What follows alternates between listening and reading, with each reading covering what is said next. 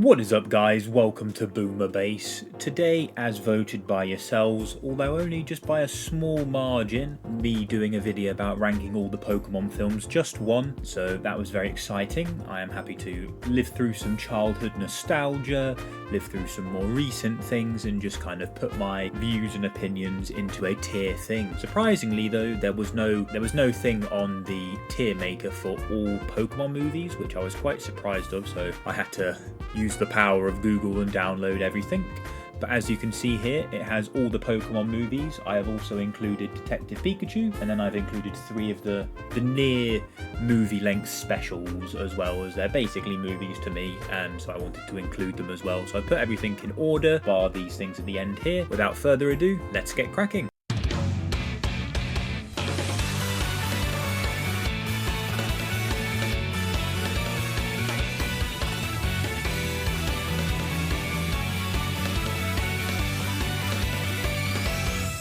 So, welcome back. If you're not familiar with Boomer Base, we tend to do sort of all types of movie reviews, mainly sort of gearing towards anime now, but I'll put links to some of my more popular videos in the description. But let's get cracking with this here. So again, this is going to be sort of my opinion and things. My opinion might differ with yours. That's absolutely fine. You just let me know in the comments below any of the disagreements and things, and we can always, talk it out. But it's all fun and games here. You might disagree with some of the stuff here, but we'll go straight off for something that probably people are going to disagree with. I am going to put the first Pokemon movie in I'd probably say the B tier. It has a lot of nostalgia for me. Obviously seeing Donphan was crazy. All the clone Pokemon fights were very, very cool. Mewtwo and Mew fight was great. Ash dying ruined me as a child. I remember seeing this film in the cinema, getting the special Mew Pokemon card, getting the yellow videotape as well.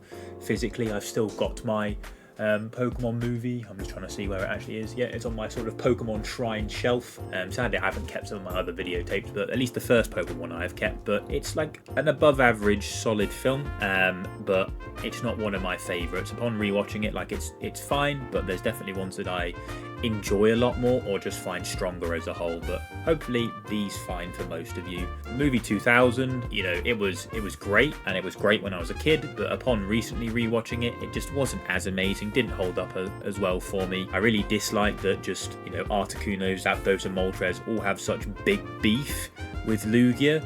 Lawrence the Third, the Pokemon collector, he was kind of a cool villain, but it is none of the Entei, Raikou or Suicune have such beef with Ho-Oh, and it always kind of irritates me. The Talking Slow King, on the other hand, was definitely very, very cool. It's one of those quite strong sort of C tier Pokemon films. Like Pokemon as a whole, there is very few that I even dislike. Most of these, I can tell you now, will be at least C and above, bar a couple. But for me, Pokemon films are a bit like Scooby-Doo films. They're just something I know that I'm going to pop on for an hour and a half or so and just really love and enjoy for the majority part. They're just a nice, simple, sort of almost an extended episode, which is just enjoyable. But yeah, putting in the C tier, it's not my go-to one, should I say.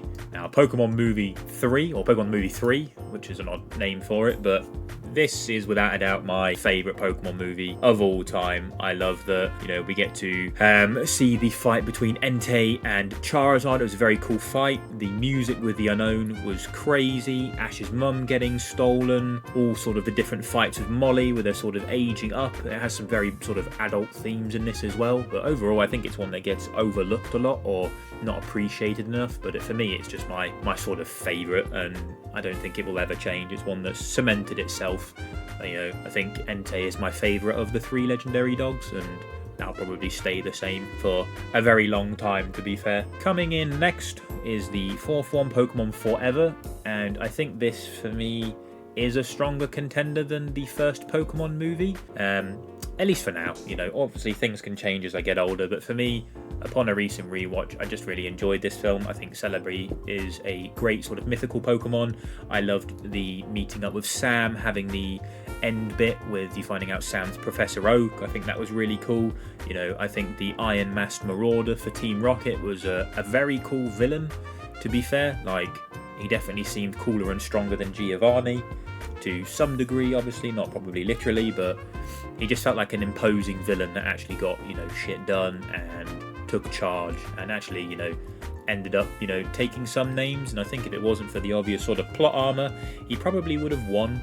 To be fair, you know, the weird sort of twig CGI thing doesn't look that amazing and doesn't hold up so well. 9 million Celebes that appear at the end and sort of rewind time is, you know, a bit of a cheap sort of thing, but, you know, I mean, it's a Pokemon film, it's okay. Coming in at number 5 is the Pokemon Heroes Latios and Latias.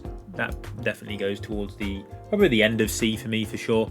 I mean, it's a completely fine film. Having the Annie and Oakley from Team Rocket steal the Souldew crystal was pretty cool.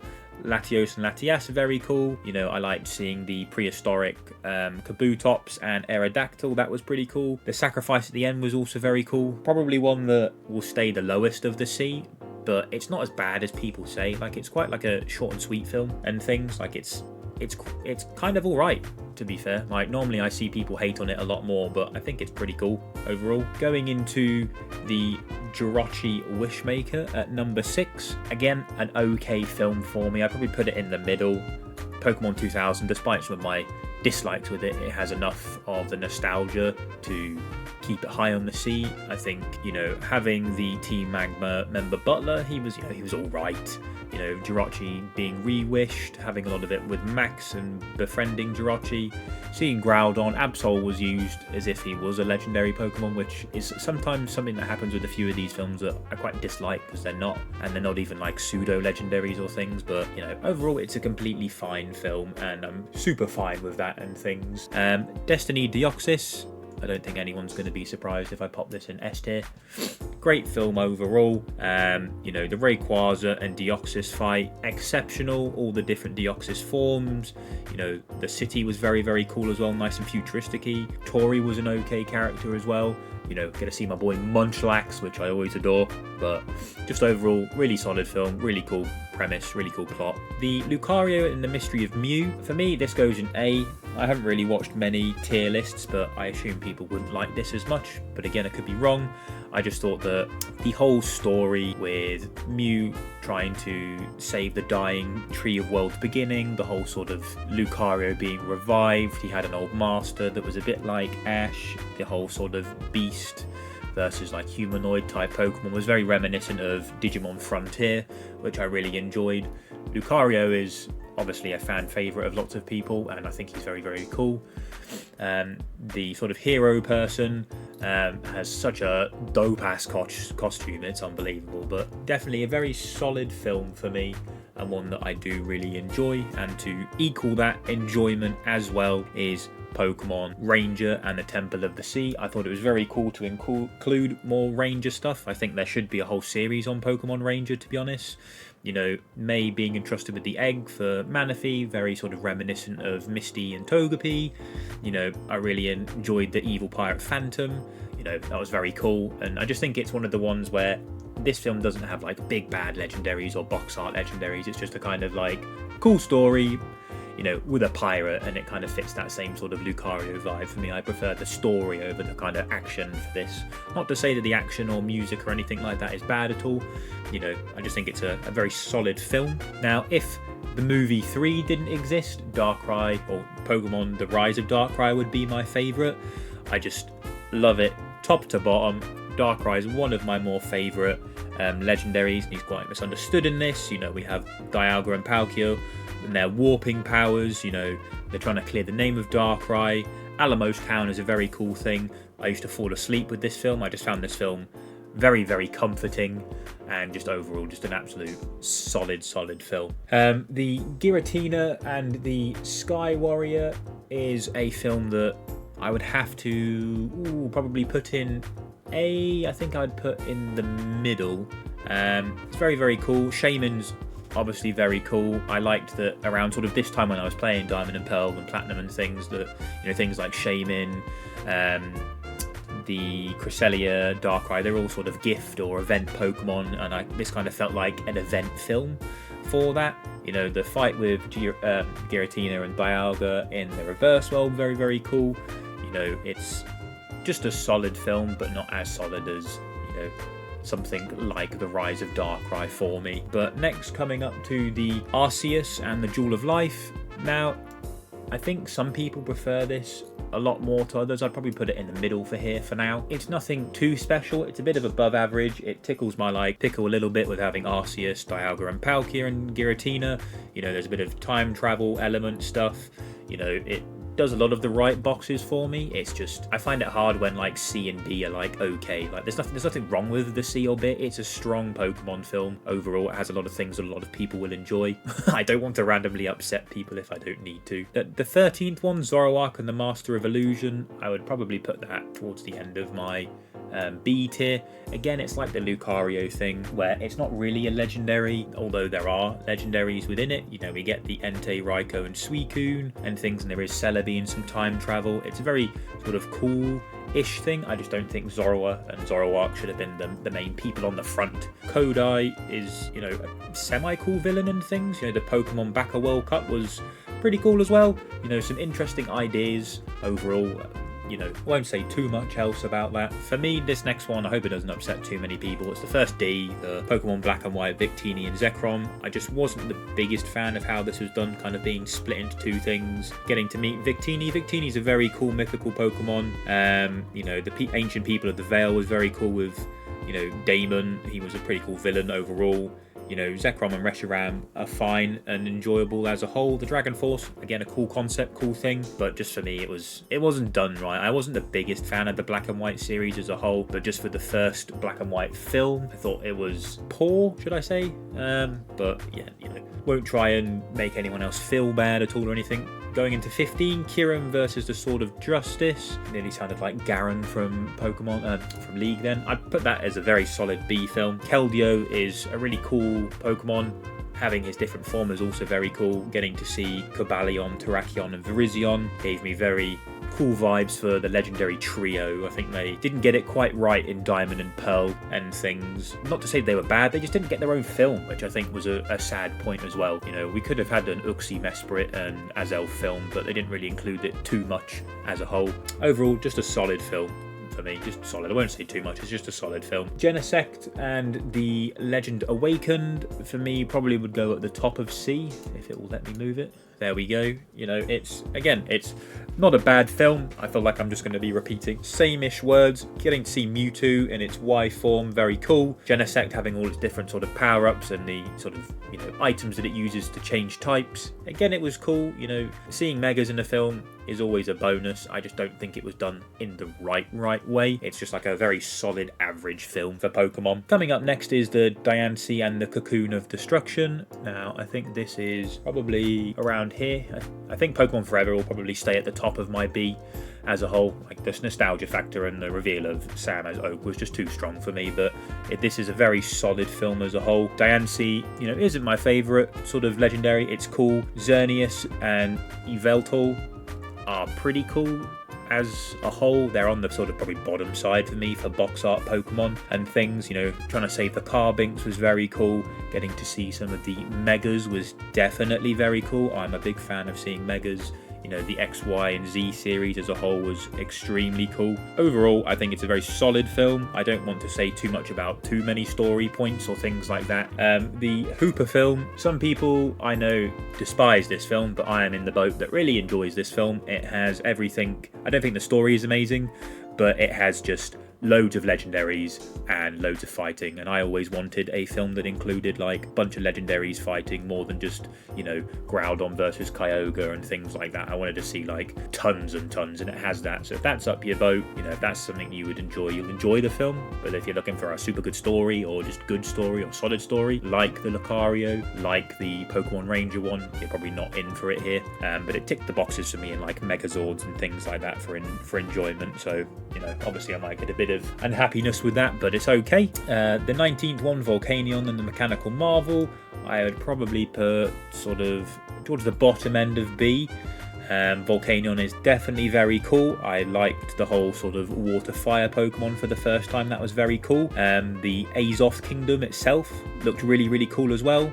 Magina, like Diancie, not my favourite, not my type, but it being sort of stolen and captured, having to go rescue it, you know, it was cool. It was solid as a whole. The villain was cool. I feel like I'm just repeating myself a lot. I enjoyed it. Like, not to mention there were megas again in this movie, and megas are always a big win. Going into the Pokemon I Choose You, I would have to say I would put this probably here. Might be in a boat of my own here as well.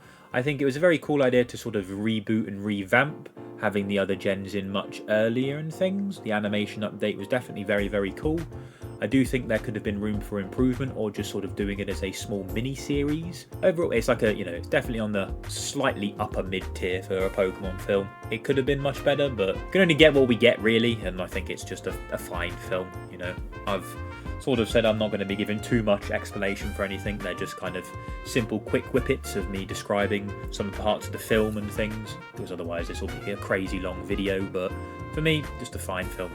Or a slightly above fine would be, I guess. The Power of Us would probably go in D for me. It's not that I dislike the film at all. Seeing Lugia again was great. Crumbs, what is his name? It's like Zeroma or something, but there's like an electric type sort of mythical event Pokemon that came out with this film. I've only seen it once, to be fair. I liked the animation sort of update. I thought that was completely fine, but this was at a time where I wasn't really into Pokemon too much. You know, I kind of got it for the sake of buying it. Like, obviously I'm glad I watched it, and there's nothing too inherently bad, but I'd feel bad if I wasn't putting anything below C and things. I've got to put some stuff at lower bits, and, you know, to link into that, Mewtwo Strikes Back goes an F. Hated the animation update, hated the sort of retelling. They changed some bits as well, just really wasn't a fan of this at all. Sorry if you do like it. But coming in with the Secrets of the Jungle, I would probably put you for now here. It was one where I'd got back into Pokemon, watched it with a friend on the release date. It had a lot of cool music with the Zarude and things. I liked the Forest of Akoya. It looked very visually very cool, and some of the fight scenes were very well animated as well, but very solid sort of standalone film and things. Detective Pikachu, again, a film I really enjoyed. I would probably put it above the Secrets of the Jungle. I think they did a very good job adapting a video game. I don't know fully about Ryan Reynolds as the voice. Happy that at least production-wise it was good. It looked good as well. Having my man Psyduck in there as well was also very cool and fun. I laughed a lot with that. So just overall happy. Would love to see more of it in the future, and more maybe as like a TV show. Like, I think Netflix are doing a live action one, but we'll have to sort of see, really. Now, Mewtwo's Returns, that's just going straight up in a high A, and you might be like, Ben, it's above the first Pokemon movie. Now, for me, I thought this was very, very cool. I think if it happened without the first movie, it would be lower, but because of the first movie, I knew everything that happened. I knew the sort of stakes from the first film, and it kind of elevated this a lot for me. Obviously, this is one of the shorts, or the, you know, the specials, so I think it's about like 50-ish minutes or so. It was really cool seeing Giovanni come back, wanting to recapture Mewtwo and things, and just having a basically like a slight repeat of the first movie, but, you know, obviously with the stuff that we knew from the first film, and I think it's a really solid sort of special overall. Pokemon, The Legend of Thunder, I would probably put about sort of mid-B again. It was very cool for Raikou to get his own film, although this is sort of 3 episodes, if you like, so it's basically a film. It's about like an hour at this point. I like that we got to see some different characters with Jimmy and Marina and Vincent teaming up to fight the sort of random rocket people of Hun and Attila. You know, they were quite cool villains in themselves and had some quite cool Pokemon. You know, it was on a series called Pokemon Chronicles, which is very sort of underrated as a whole, and I think a lot of people should check out. It's got some really cool episodes on there. But overall, you know, he didn't get his own one, Raikou. You know, Entei and Suicune got their own sort of things with Pokemon the Movie 3 and Pokemon Forever,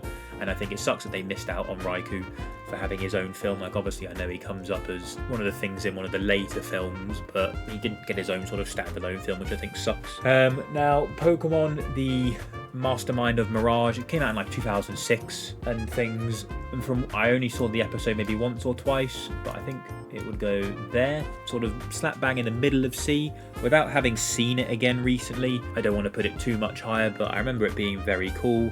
You know, it's the sort of Hoenn time, Ash, May and Max, but Brock and Misty and Oak do appear in it, and there was a guy called, I think it was like Dr. Young or something to do with the Mirage Pokemon.